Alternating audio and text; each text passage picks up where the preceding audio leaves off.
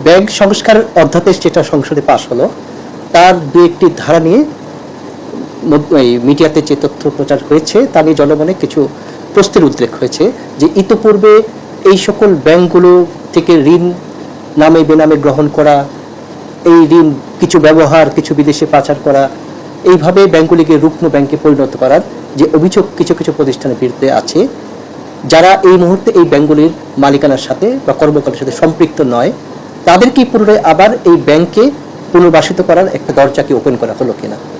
আপনাকে একটা বলি, ওখানে আপনারা বলেছেন যে যারা যে 7.5% টাকা দিয়ে আবার মালিকানা ফেরত পাওয়ার সুযোগ আছে।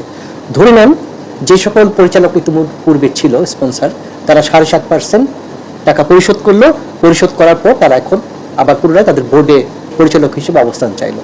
বাংলাদেশ ব্যাংক বিষয়টা প্রসেস করবে, আমরা বিএফআইর কাছে তাদের ব্যাপারে তথ্য চাবো। বিএফআই তথ্য বলবে যে তাদের বিরুদ্ধে অর্থ পাচারের অভিযোগ আছে, অতএব ওই অভিযোগ থেকে তারা যদি নিষ্কৃতি লাভ করতে পারে তবে এই ব্যাপারে তাদের একটা পজিটিভ রিপোর্ট তাদের ব্যাপারে দেওয়া সম্ভব।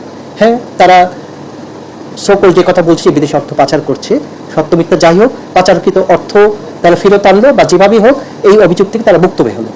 এখন বাংলাদেশ ব্যাংক বলবে তাদের সিআইপি রিপোর্ট সংগ্রহ করি, দেখা যাবে প্রতিটি প্রতিষ্ঠানের বিপুল পরিমাণ ঋণ খেলাপি। এই ঋণগুলোকে সবই হয় অ্যাডজাস্ট করতে হবে সমন্বয়, অথবা বিধি মোতাবেক রিশিডিউল করতে হবে। এই সমস্ত কাজ ওই প্রতিষ্ঠানগুলি সুসম্পন্ন করলো।